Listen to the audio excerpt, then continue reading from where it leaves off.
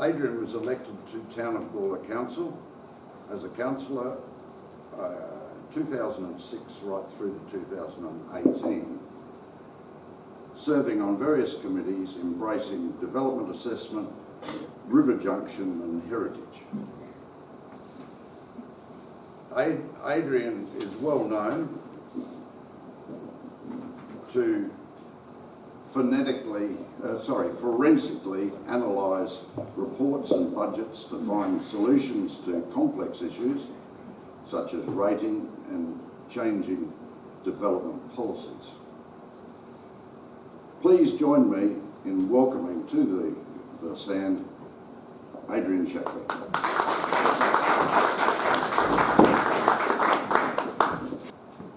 Ready to go? Yep. Okay, well, hopefully everyone hears okay. If you can't, put your hand on your ear and I'll talk louder. Yes, thanks for the invitation. I know it's April 1st, but it's serious discussion tonight. The talk tonight follows a few themes. So,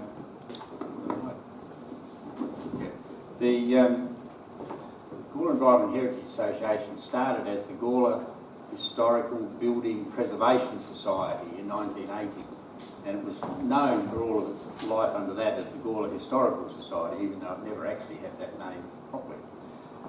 Name changed about 20 years ago, I can't remember the exact date. So the themes of the discussion tend to sort of start and carry through a bit. We'll see how we go. I've got a lot of slides and we're going to fly through them. So the organisation formed in 1980 around the threat to the Hemming Bee buildings in King Street. Gawler Council had issued a demolition order that they be knocked over, and Jeff Yu, who was on the council at the time, obviously got wind of that, and Jeff and Liz owned the foundry at that stage, yes, and obviously we're just across the road as well, which helped. So that property was bought by the organisation Ford, and bought that property for $40,000 at the time. A lot of that money was really a loan from Jeff and Liz Yu, effectively, mortgaged against the foundry. So that was quite significant, but others of us put $500 or $1,000 in as debentures, and years later we got repaid.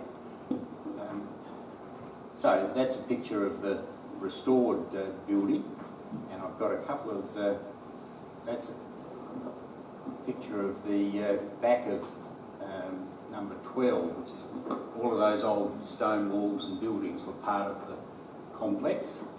And that's the other end of the main building, which Dave, Fergie and Judy lived in for a number of years. But that's what it looked like when it first got going. There was quite a bit of other land actually involved as well. That where that big red gum is, that land there where there are 4 units now as part of the property, as was some land on the western side where there's a bunch of units now.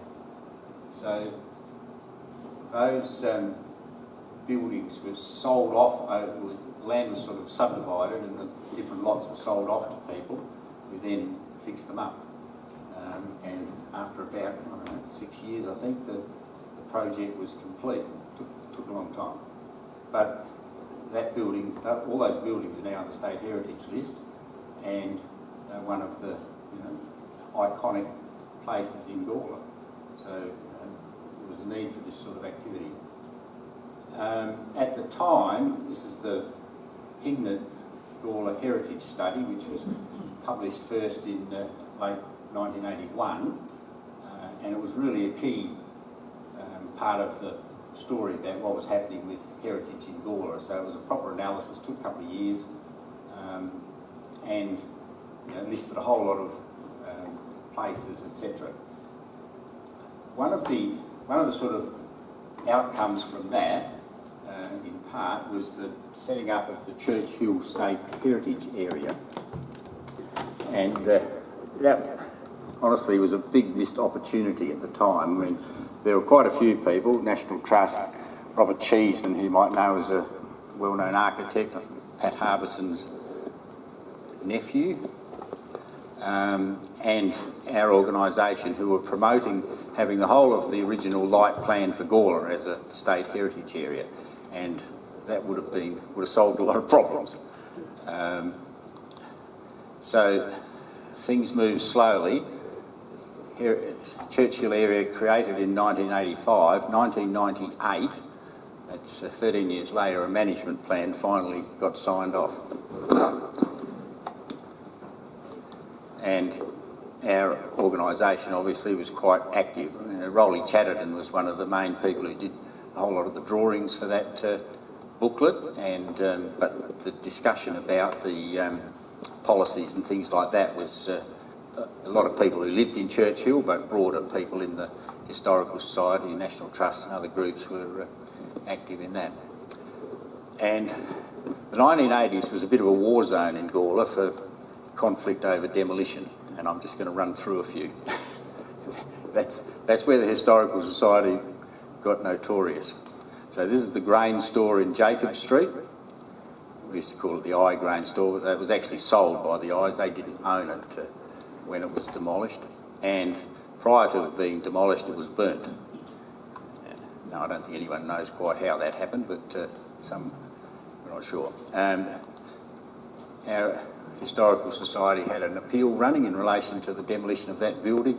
That all disintegrated when the demolishers moved in before the appeal could be heard. There was very few restrictions on demolition in those days. This is to do with what we call Tolai Cottage on the south end of Murray Street. It's a sort of letter from the Historical Society asking Gawler Council to look after it.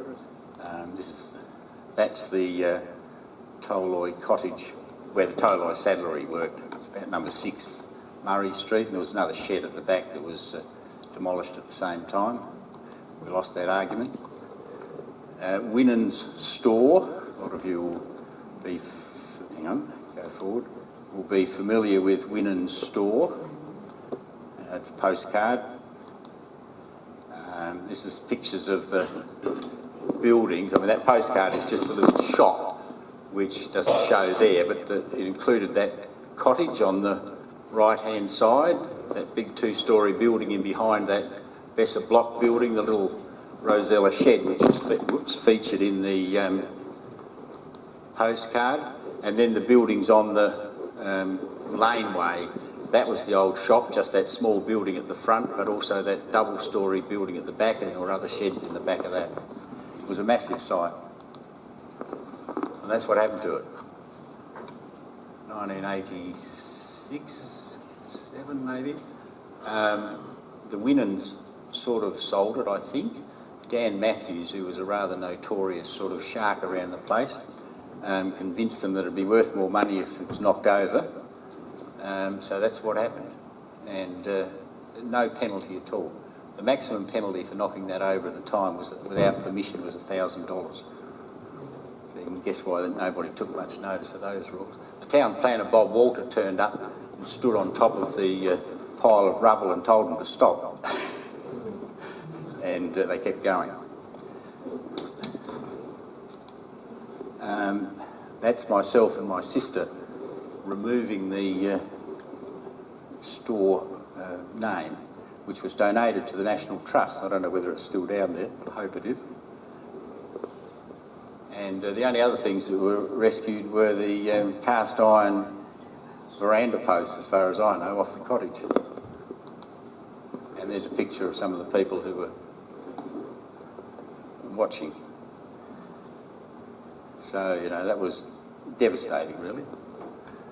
This is the Such Centre. There was a big fire there in 1987. Deliberately lit, according to the police, but they never actually found out who did it. But the end result was that site had 6 or 7 big old stone buildings in it, and they all went without. So I'll just run through a few of them. So those are 3 of the big sheds that were there. There were some on the Hobart stables on the corner of Reed Street. I think had gone earlier, but that cottage with the Norfolk pine had been removed before the fire. and that cottage or villa was still there. It was the one remaining building on the block that survived after the bulldozers went in, and there was a supermarket application put in 1987, including the demolition of that cottage, which is right in the corner of the block. The demolition, etc., was approved. The Historical Society put in an appeal. It wasn't successful. The wall that was there was allowed to be demolished and replaced with a replica that's still there.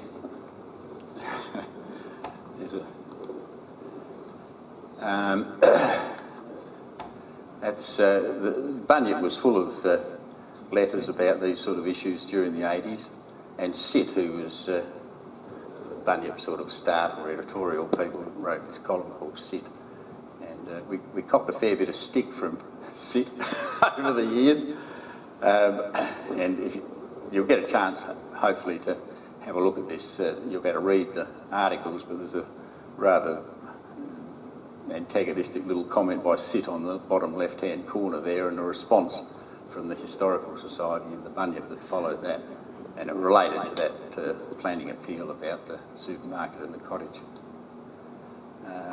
This is the fire station in Jacob Street.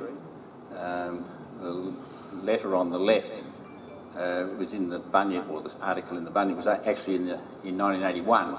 It was the drawing was by Jane Cater, who was one of the original Historical Society members, and an article in 1981 worrying about what was happening with it, because the fire station had moved around that time and it was just left vacant. And the Woolworths development then came along in the late 1990s, and part of that proposal was to demolish the fire station building, which duly happened. Historical Society, I'm not sure whether we were called GIA then or Historical Society around that time, was pretty active in trying to stop the supermarket development being built across Jacob Street, on the basis that the light plan for Gawler should maintain the street setup as planned as best it could, rather than putting buildings straight over the top of it. And as you see now, the Jacob Street's blocked off by the supermarket, and we did manage to rescue the flagstones from Jacob Street. I mean, the demolishers, the bulldozers were going in the next day. The council had just left them there, nothing was happening, so we went in and collected them. We've still got them. We'll donate them back to the council at some stage when they've got a good project to use them. It was about, 30 metres of them that we collected. Okay. Around this same time, things finally started to move in terms of heritage protection in Gawler. So in 1998, the Danvers report was published. That was started a couple of years earlier, and there were two aspects to that. One was setting up historic conservation zones in the town, and the other was setting up lists of local heritage places and contributory buildings, etc. in the the contributory buildings was in the local heritage zones, and the local heritage places and some recommendations for state heritage places occurred in the other report. So they came out in about 1998 and were put into law effectively by year 2000, and that resulted in about 700 of the 900 or to 1,000 old properties in Gawler, that sort of whose history went back sort of like pre-1920 or 30, being listed, not necessarily well protected, but listed and sort of in theory protected. I mean, we've still lost some of them since, but the majority of them have done okay. So that sort of ended the war, finally. And there was a lot of work by community people, including our members, in recording things, checking maps, putting a whole lot of information in nominations for places that could be regarded as local heritage places. And I'll come to one of them later as well. But nominating the Williston Cemetery as a state heritage place, for example, was part of that report. About the same time, this is 12 to 14 Dundas Street, which people probably know, as part of the research for for all those heritage reports. Sue and I and Rowley and Aileen Chatterton did quite a bit of work on this place, which we worked out was part of the original remaining buildings from the Victorian Mill. I mean, people knew that the mill had been there, obviously, but no one was really properly aware of what these buildings were. They'd actually been nominated to be on the State Heritage Register in 1985 and rejected, and the information that was provided was sort of minuscule. Anyway, we proposed to Danvers, when right at the end of their report, that they put them in there as a recommendation for state heritage listing. They rejected that. They didn't want to change their recommendation, so we had to do a separate application, but it sailed through. I mean, they're now on the State Heritage Register, and clearly incredibly important buildings dating the shed pre-1950, what was called the counting house, about 1850, so pre-1855, and there was a weighbridge building, etc. there. They are really interesting old buildings, and the documentation's quite extensive on them. So that's the counting house building, and you can see the little office for the weighbridge sort of in front, and there's a heritage rose bush in front of it as well. And that's the curved wall. That was one of the giveaways, really, as to why that was there. And the reason was because the wagons bringing grain in would sort of circle into there and before they dropped them off. Okay. One of the major projects that Weir got involved in was an inventory of iron lace work around Gawler. Iron lace was particularly produced at the Eagle Foundry, and all of the lace work that was visible in Gawler was recorded and catalogued in terms of what its style was, where it was likely to have been made, and that whole history. And there's copies of that in the Cultural Heritage Centre now. That's some pictures of 4 postcards that we produced at the time on different things. I've got some copies here actually, which make a donation for if you're interested. Okay, so this is post heritage plans. This is a shed at Mars Hill up in off Eyre Street, built by James Dawson, 1865. Had one of those roofs with a curved ventilated top in it that also appeared in the Albion Mill that was on the coal site that Dawson built. Anyway, the owner wanted to put a garage up and didn't want to fix the building, and we ended up in court over that as well. And the court said, oh well, the owner promised he wasn't going to put a garage there, he just couldn't afford to fix it up, so they let him knock it over, and then he promptly put a garage up there. Okay. We've got an endless list of this. I think this is the last one, but this was a building in Daly Street that was demolished in 2006, Age Cottage Homes.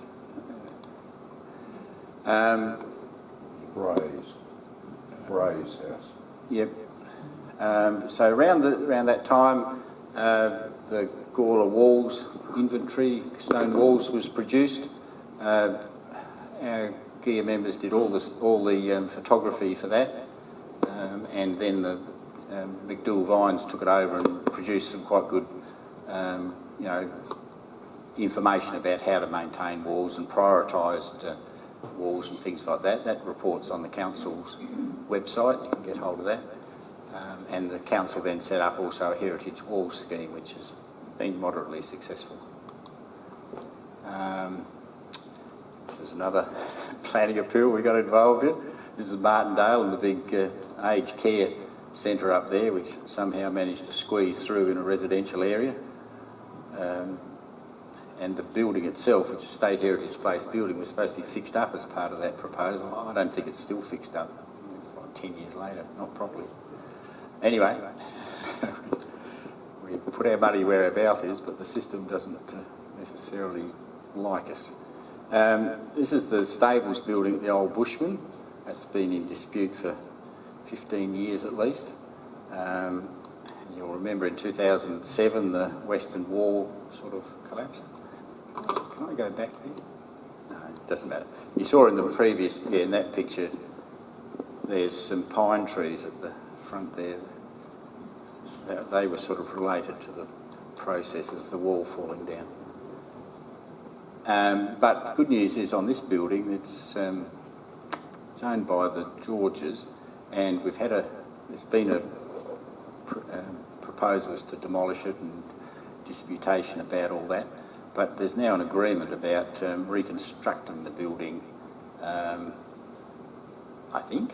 I mean, assuming that this medical centre proposal goes ahead, and the plans, because of the appeal process, the plans for how the building will look will be much closer to its original position than what was being looked at earlier stages of the process. So that's been quite a successful outcome. This is a shed in Finnis Street. That's prior to the roof coming off. I was talking to someone from the area and they said that hole in the wall was there in the 1970s when they started work in Gawler. So it got bigger, but anyway. Then in 2015 the roof got hauled off with a four-wheel drive. I don't know how the whole place didn't fall over actually. It's amazing. Anyway. So again, it was dealt with through a demolition application before the council, which was approved, and but an appeal went in this case suing myself, but supported by Gala, and the end result was we've actually purchased the land, so we've sort of done a bit of a full turnaround from 1980. So we're fixing the shed up at the moment. We'll see how that goes. Okay. So with one of the very significant projects Gala undertook over quite a few years was getting the rates records for Gawler into an Excel sort of system. And we've got rates between 1858 and 91 that, not every year, but about every few years. And the information on there is fabulous because they recorded the owner, the tenant, the age of the building, what size building it was, the value of the building, etc. So you can tell when buildings were built, basically to the year through that system, not pre-1858, but after that, and a whole lot of information about places that were built in part and then added on, etc. It's a great resource, and that was sort of a whole lot of volunteer effort from Gala people, but other volunteers as well, National Trust, etc. Now I'm starting on activities relating to the rivers in Gawler. It's 1997. The National Heritage Trust got set up and had money. So for the first time there was sort of money around for some of this sort of work. So we got a grant for 17,000 and did a study of the rivers in the Gawler Council area, so South Para, North Para, Gawler River. And it was reasonably basic, but it tried to record the native vegetation present, the issues with erosion, weeds, stormwater, etc. Recorded, I think, somewhere over 100 stormwater pipes, none of which had any pollution control. Mostly they still don't. Arising out of that report, we started a few other projects as well. This was Olympic Land Care at Clonlee, so that was year 2000, and I reckon we planted about 4,000 plants out there on that area near the skate park area there. I reckon we had about 100 volunteers out there on the day. There were all sorts of groups involved. It was a fantastic day, the planting day. A lot of preparation, which Sue was one of the main organisers for, standing there on the left. That's Andrew Philpott on the right, for people know, without his whiskers. And some of the people who were there at the end still. And this is our water crew. And one should never speak poorly of the those who've passed away, but I tell you, you wouldn't have a worse water crew around for sort of splashing water over plants. Anyway, that's Jeff New and Dave Thomas. It's classic. This is now onto the River Junction project at where the South Para and North Para meet over back at the showground. That area was a complete sort of disaster area for the town up till this project came along. A lot of people never even knew much about it. There was absolutely chock-a-block pepper trees along the area of the South Para in there that you couldn't see across the river to the showground anywhere along that South Para there. There were so many pepper trees in the river for most of the way. And, you know, people dumped their rubbish and lit fires and the works. Anyway, so we got some money to do a plan for the area, a group called Nadu Studio, a woman from Nuri way. And the project sort of took a couple of years. This is the sign that was the original sign that was down there. There's a rejigged version of that on one of the current river signs. It didn't really last very well in the sun. That one. You can see the list of sponsors along there. There's about a dozen of them, all of whom put in some money one way or another. And then we had an opening in 2003, which was a pretty big event. That's part of the crowd. Some more. It's the Ghana Plains student sort of dance group who were there as part of the program. The name for the park was made Paridla Takandi. We actually negotiated that with the Ghana wording sort of people in Adelaide. They have a committee that deals with names of things, and took a few meetings, but we worked out a name. And it means Paridla, Parry is sort of related to rivers, and Taikondi is coming together, so it's sort of about rivers coming together, which is a great name for a river junction. But it also sort of meant people coming together as well. These are some of the people speaking. Gawler Primary were quite involved with the project. That's Helen Sands, who was the principal at the time, and the choir at the school sang, as did a choir from Trinity. Apologies to Gary and Mrs Ironmonger. I couldn't remember Kimberley's name before, but I'll add it properly. Kimberley Ironmonger was sort of involved in organising the event, her first sort of serious hit at that sort of work. And there's Andrew Philpott and Tony Piccolo, who was the mayor at the time. Official opening by Terry Roberts, who was the Minister for Aboriginal Affairs at the time. It's Garth Aegis, who's a Ghana person. He was the chair at the time of the Ghana Native Title Claim Group. And his auntie, Heather Aegis, she was the main person who was involved in doing a heritage survey of the area, and along with Marge Angie Baird. That's Steve Clark. He was very instrumental in getting the project going. He was one of the authors of that earlier report. Steve Clark was involved in the earlier Rivers report, 1997-98.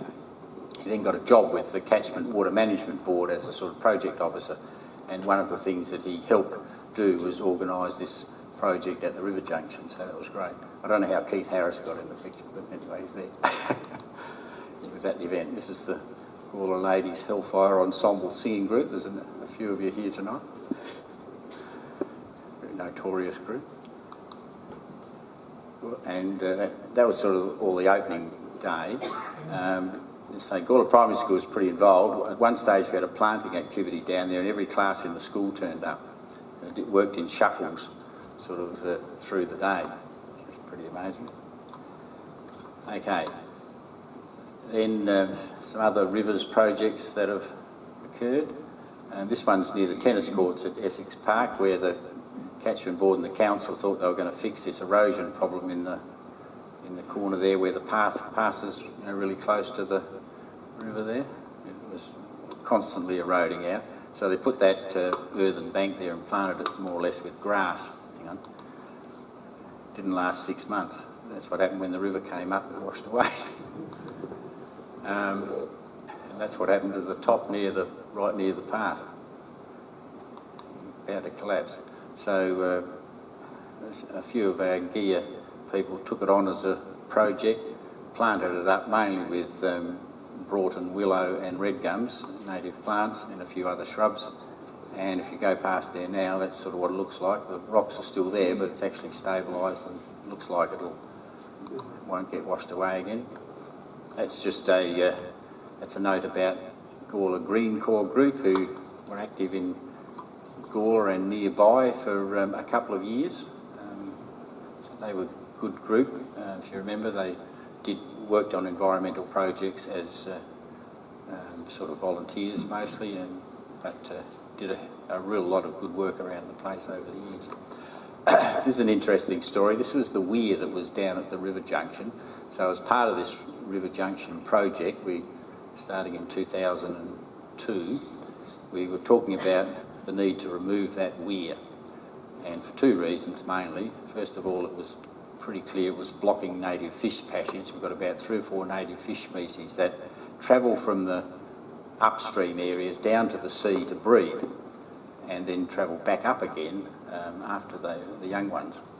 And every year for several years there's a big pool in front there on that over the weir that was sort of eroded out, and you'd better catch several thousand fish there and relocate them upstream if you had the time, which we did on a couple of years.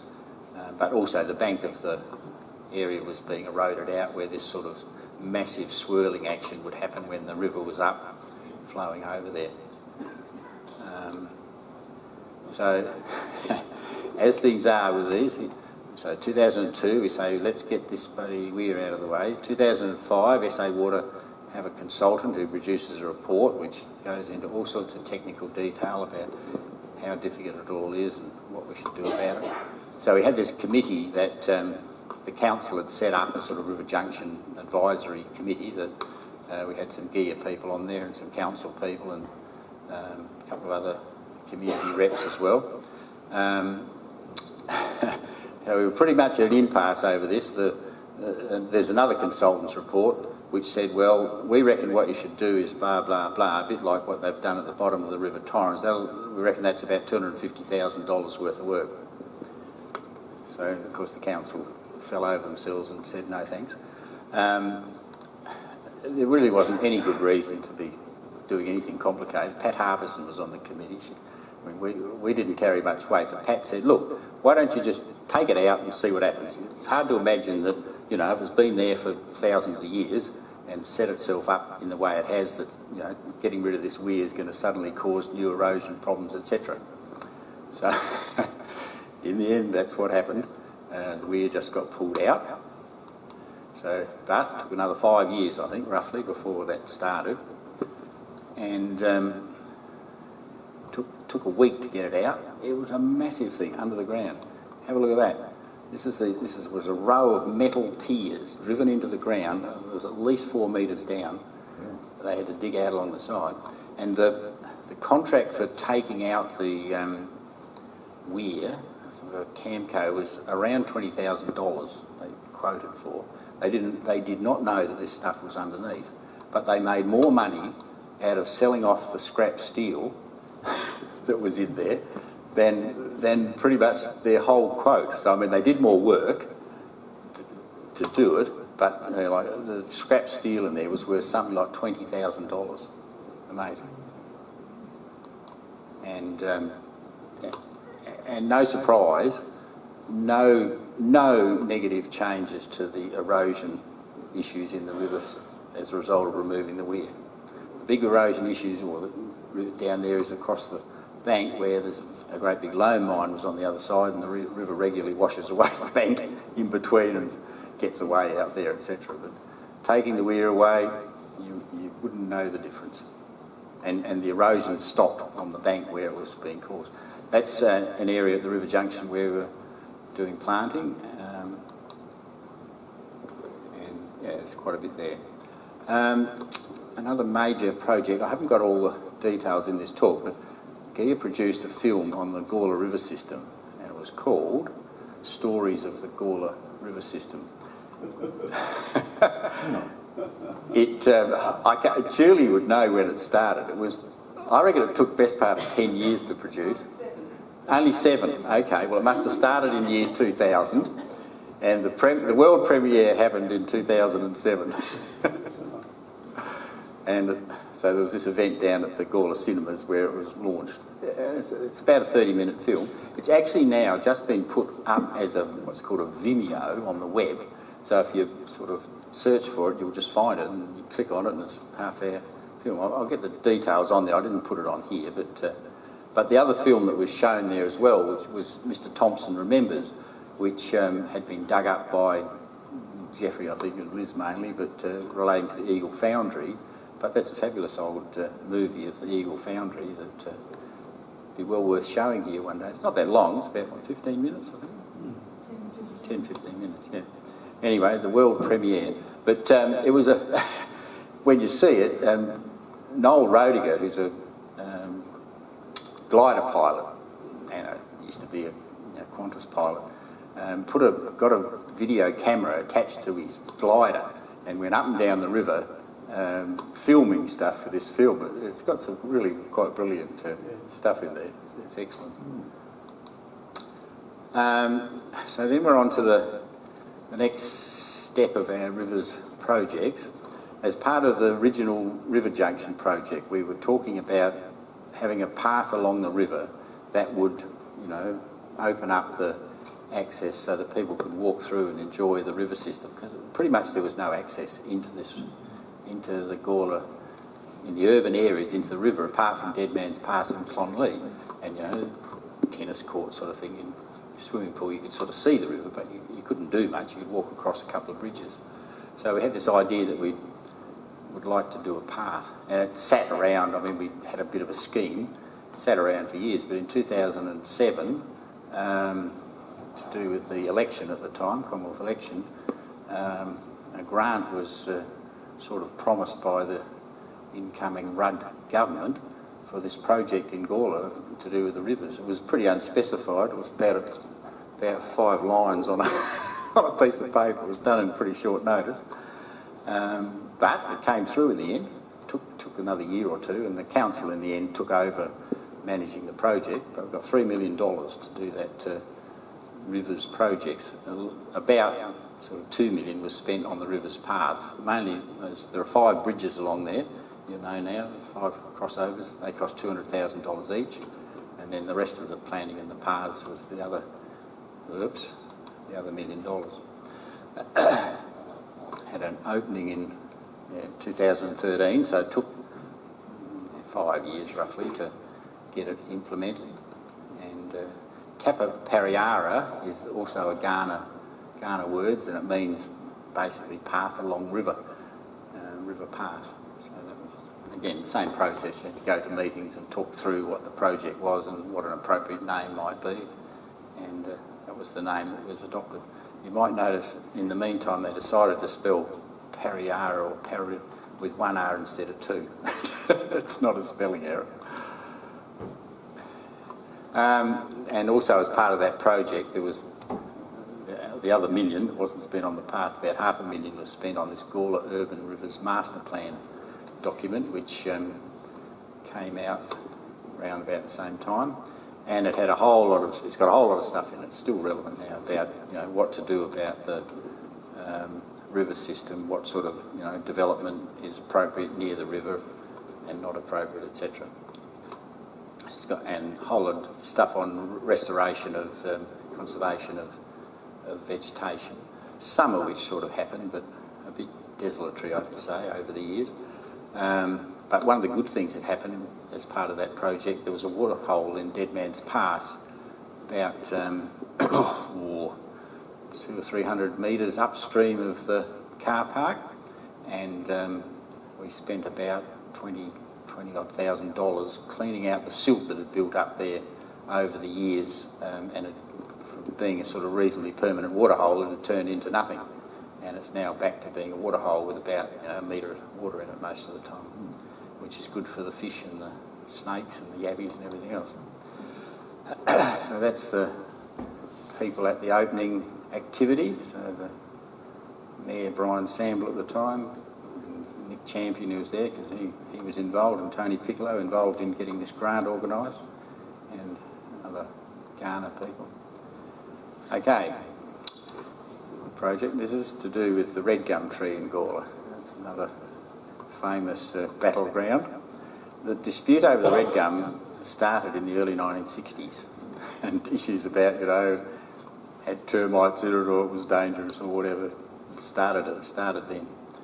And we got involved obviously in the 1980s roughly, and it kept going. So there were various, with the Woolworths proposal, that sort of really kicked things off as to whether this tree was appropriate there when there was going to be car parks and everything else. So there was a big campaign on, it was on for young and old. The Bunyip were sort of key players. Sit was frantic. The council, on at least two occasions, I think on more occasions, but had a major vote on the tree being taken down. This was 1996. The vote then was 7-5 to keep it.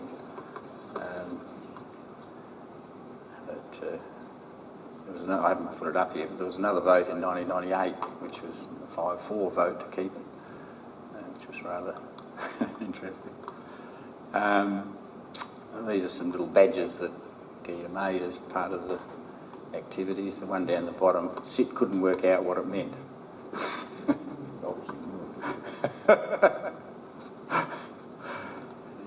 Asked us what was it supposed to mean. And about that same time, the gum tree got poisoned, and about, I don't know, a quarter of the tree died, high up. Fortunately, not all of it died. The poison sort of travels up and down the pipes in the tree, more or less, and doesn't spread sideways, so the tree survived. The exact position of that tree is? It's in Commercial Lane, back up. Oh, that one. Yeah, the one Piccolo's corner. Yeah, Piccolo Plaza. And Woolworths car park. Oh. It was partly on council land and partly on Frank White's land, so that caused trouble as well. And one of the things that happened was there was an inquiry about the gum tree headed up by Judge John Roeder, ex-Judge John Roeder, and that's his summary there. I won't read it to you. It was very carefully worded, saying he couldn't see any good reason to remove the tree. It's probably worth keeping. After, I think, 40-something witnesses spoke at the hearing over 2 days, and yes, it was quite an interesting exercise. Held in the old courthouse. Last activity in the courthouse. What's really saved the red gum, though, now is that it's actually a local heritage place. It's part of that. Around that same time, it got listed as a local heritage place as part of the Gawler development plan. It fitted 4 criteria. Major landmark, notable sort of events associated with it, etc., including the tree inquiries. It was a good outcome. And the tree has done exceptionally well ever since, I think you'll admit. It's recovered well, it looks a picture. That's so this is some plaques that are in the Gumtree Plaza down there. This is one from 2005 when the plaza was first opened, and Judy Gillett Ferguson wrote the words, I'm sure, for that, and the council put it up. Gia provided the funds to put up 2 new seats and a second plaque and pedestal a year or 2 ago. And this is the poem that's on the plaque. And notwithstanding that Jeff spelt trees wrong, we've spelled it right on the plaque, but it's a poem about the red gum tree. And it's on this plaque. 10 minutes to go? No, 15. 15, okay. I'm doing well. And that's a silhouette of the tree that's on the plaque as well, which is a photograph developed by Neil Jacobs, who's Churchill Photography. Had to take all the background out. It's quite a process.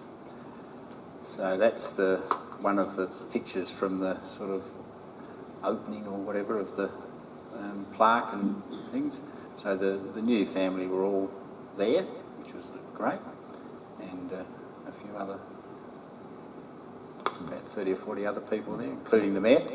We've had a sort of exhibition at the Gawler Community Gallery. Jeff used to fiddle around with a lot of artistic sort of work and sculptural sort of work. I've got a couple of the things here actually to have a look at. One's a little garden brick, which one over there, which has got Gawler Historic Society written on it, produced in the 1980s. And this one here's a little frog item, which is a lightweight one, but we also made these concrete ones which weigh about 50 kilos, so I didn't bring any of them along. Anyway, this was sort of quite one of the exhibition at the community gallery, which reminds me, one of the things, anyway. So now I'm on to sort of biodiversity, environmental type projects. So this is from 2008 to 2010. Weir organised a biological survey project at Reeves Plains, which has some quite good remnant vegetation, sand dunes particularly, but also some other areas. And so we did this project, got a grant of about $10,000 from memory, which wasn't really enough. Did the survey of 8 main sites, but also then additionally we did another 60 sand dune sites and produced a whole lot of data about plants and birds, etc. In those areas. Then this is 2012. We did a survey of vegetation relating to fixing carbon. So there was a lot of talk at the time about planting trees, etc. for fixing carbon in the ground as part of greenhouse gas controls. And one of the issues was, well, what sort of things should you plant? If you just want to put carbon in the ground, what you do is you plant Tasmanian blue gums. And of course, that's partly what happened on KI and Western Victoria and places, and you create an eco-desert pretty much. So we wanted to produce the results from reasonably diverse vegetation from Reeves Plains up into the higher rainfall areas of the hills. No surprise, the areas in the high rainfall stored a lot more carbon. In 2012 to 2015, we've involved with the Grassland Survey around the area. This area is, which talked from 12 months ago, has had a lot of grasslands, and this survey recorded information about that. It's the copy of the report with some rare Swainstone peas showing. It's a daisy on the railway line near Freeling, that's very rare. And got a grant later on to fence that area, because it's pretty open there. A lot of the railway line where it's flat's been cultivated and cropped, so I don't want that to happen if we can help it. Associated with these rivers projects, Weir started Native Plant Nursery in 1997-98, and we've been growing plants mostly in our backyard, but a few other places as well. And we went over 200,000 plants, I think a year or two ago. And that's a picture at Owen after the Pinery Fire selling some.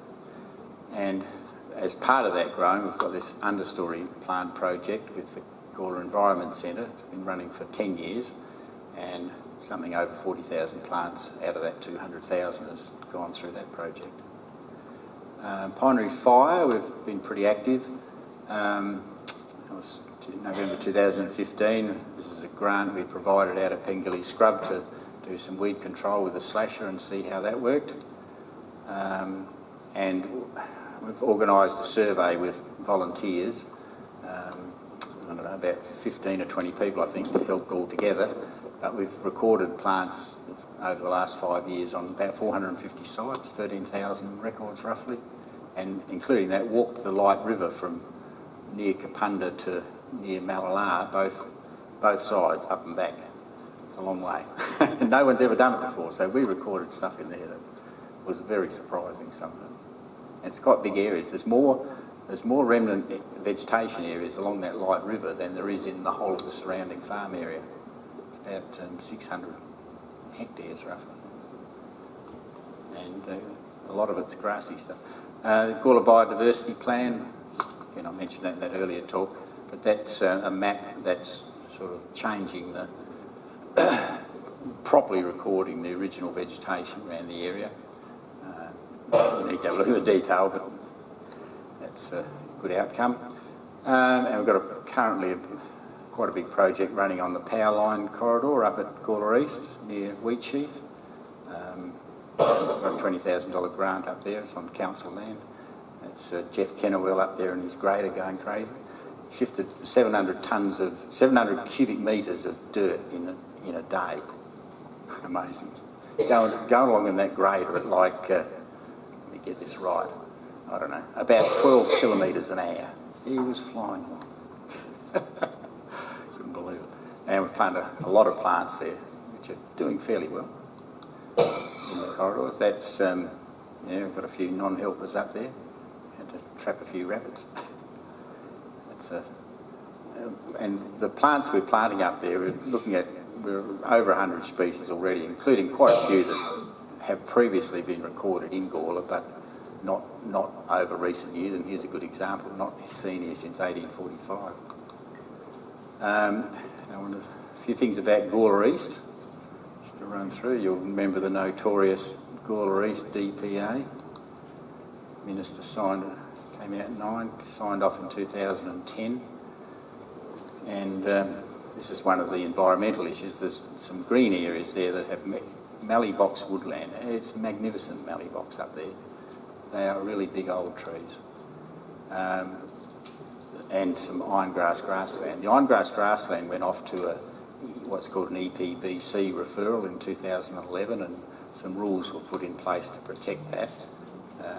It's under threat again though from a bridge, a road and a bridge going right through the middle of it. But that was the outcome at that time. But in the last 12 months we've been involved in the big land division up at Springwood, which the gas pipelines had a fair bit of publicity, but also this mallee-box woodland. That's a picture up there a couple of weeks ago. There's a couple of the trees that were 27 trees were applied to be removed. That's one of them. There's another one. And I don't know how well you can see that, but these are some of the stumps that are left now. These trees would be minimum 500 years old. Look at the equipment lined up there. Just incredible. There's another one. More. So about of that 27, at least 17 or 20 have been cut down. There's a couple of dozen more at least that are under serious threat. So there's a row going on about that at the moment. This is Gawler Bunyip Community Environment page. We've been involved in that since 2011. It comes out 6 times a year and it's been quite successful. Get community involvement. History festival things, I don't know, it's been going for about 20 years, I reckon. History Week, History Month. Pretty much every year, Gala has done one at least, or two sometimes, walks. So here's a couple, one along the river and one at Clonlee. Now, over here, if you have a look, some years ago, 30 years ago probably, we produced a copy of the original Light Finnis & Co map of Gawler Town. This isn't it, this is information about it, showing who the owners of all the different blocks were that we produced at the same time. And that's a little brochure about the history of the plan. And there's a copy of the plan, which there's some reproduction over there. You've probably seen this before, but this is one of only 2 actual original plans, and the other one's not in very good condition at all. This one's pretty good. It's held by Gawler Council, and it had the notoriety in the early 1980s that it was in a rubbish bin. Someone's thrown it out, and Bob Walter, who was the town planner, got it out of the bin and decided it wasn't a good idea that it was in the bin, and proceeded to look after it and work out what it was.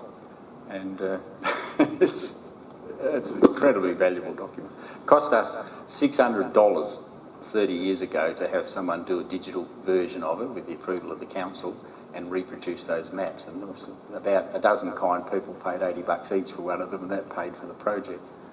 Yep, I've still got some for sale. And the original's held by Gawler Council.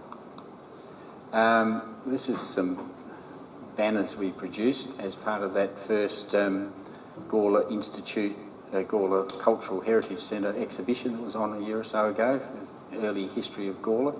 So these are two prints from John Gould's Birds of Australia books, the relevant birds for around our area. This is from a photographic competition that was held a couple of years ago. Lots of beasts, including spiders, featured. There's a few sort of bits of esoteric ones here. This is fish recording down at Dead Man's Pass quite a few years ago. This is a butterfly talk that Gil Hollenby did about 3 years ago, I think.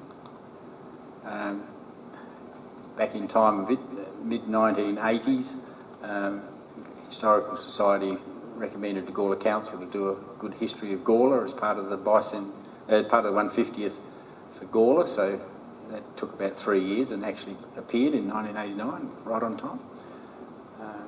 Quite a few of our members were contributors to that, plus National Trust and other community people. It was a great project.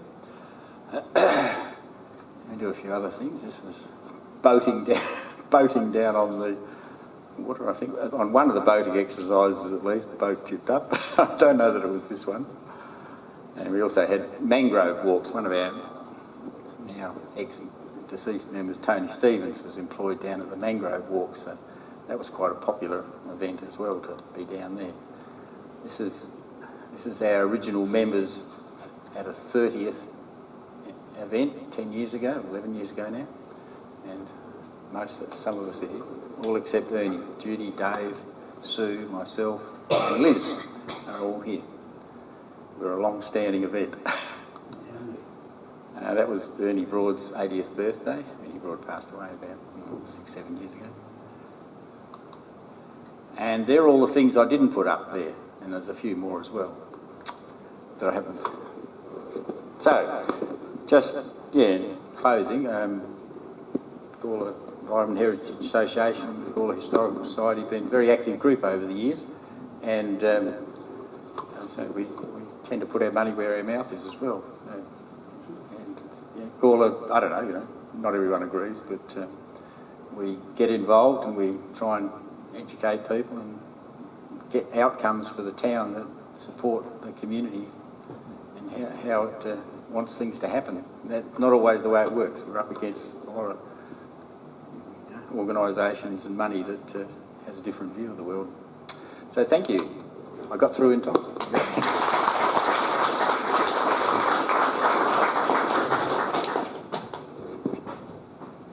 Questions? There must be questions. Questions?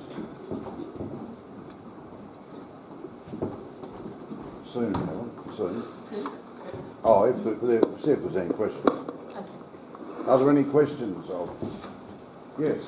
Yeah, just before the big gum tree was saved, I remember years ago when Dawkins had their retail shop, grocery gum, fuel agency, timber, there was numerous gum trees, nearly the same size as that big one. They all went to make way for the TAFE, Woolworths, that development. There was about half a dozen of those big trees.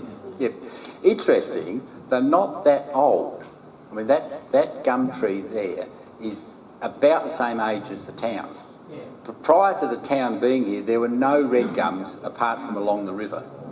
And since the town's been here, they've had the opportunity to spread and survive outside the river. Now, I don't know, I think Ghana people burning probably had a fair bit to do with them not getting out of the river as well. But yeah, all of those trees are no more older than the town. Because people used to think, that great big red gum must be hundreds of years old. It's not. It's about 1840, 1850 sort of origin, and the others would have been the same. But it's a very good spot there because as water comes down off the slope there, obviously, and they do very well. What is considered to be the oldest gum tree in Gawler? I would think the one over near the Lawn Bowls Croquet Club, that big one over there, it's got massive hollows. I mean, a red gum takes 150 years roughly to form little hollows. That one's got like hollows like this in it. I would guess it's 500 years old. Good grief. Yeah, easily. It's, you have a look at it, it's just huge. But funnily enough, these mallee box trees can be older because they just grow very slowly, and when you get those great big lignode tumors, they're so old. You just watch them. I've been here 40 years, and there are trees that just haven't changed in that time. They look exactly like they did. Some of those ones up on One Tree Hill Road, you can drive past them. They haven't changed in all that time. They're just so slow growing. Yes. Stand up, please. What was the original purpose of that weir by the junction? It's what's called a gauging weir. So along the river system, SA Water or ENWS as they were then, put in these weirs, and they were trying to measure flood levels. So there was a system there to measure the height of the water above each of these weirs. Yeah, they've worked out a smarter way now. They just have a camera up above the ground, and the camera measures how deep the water is or how far away the water is. A much cheaper option. It was only built there in late 1960s, early 1970s, I think, so it wasn't that old. Yes, Paul. I'm standing up. Yes, the question, I live down near the river at Ford. Is the bamboo still a big problem along that river that really destroys? Yes. Can you repeat that question? Yes. The question is about whether bamboo's still a problem along the river, and certainly it is. I mean, you'll notice down near the elderly centre, sort of just upstream a bit on the South Para from there's a band of bamboo in there that is the best part of 100 metres long by, the whole of the bank is almost taken up. It doesn't necessarily spread quickly, but of course it just dominates and takes over from whatever else is there. How do you get rid of it? Poison. Yeah, basically you cut it back, and then when it reshoots, you treat the new shoots. You don't want to be treating the dried old adult plants. What is it detrimental to? Well, all the other vegetation that might be able to grow there. Oh. Yeah. I mean, it does hold the bank together. It has erosion control benefits, but there are other things that will do that as well. Any other questions? Okay, I'd like to thank Helen Hennessy for volunteering to be voted first. Thank you, Brian. Yes, I volunteered. Oh, no, thank you. Okay. Thank you, Adrian, on behalf of us all. Adrian. Yes, you need to stand there. It's been excellent, and thank you, Brian, for organising Adrian to give us this overview. I mean, it's an amazing quick snapshot of the diversity of material things that GIHA have done. I think for myself, we were involved, or we were witnesses to the Winnan store going down, which was one of our first events in Gawler, which was pretty distressing. I personally was involved in the Pinery fire, in terms of the recovery rather, and seeing traumatised farmers come to collect their dead trees from GIHA was something special. They really appreciated the effort that was being made on their behalf. And I guess, reflecting just while you were speaking, if I was to ask anyone in Gawler the most significant thing that GIHA has done, the one that really influences everyone, I'd say it's the river walk. It's a gem in the town. I don't think people realise how much time it took to get that together, and the amount of detail and the additional projects that came with it, which you've talked about tonight, the plantings, the bridges, the signage, whatever. So on behalf of the whole group, thank you, Adrian, and thank you to the whole of GIHA for what they do for Gawler. So, thank you.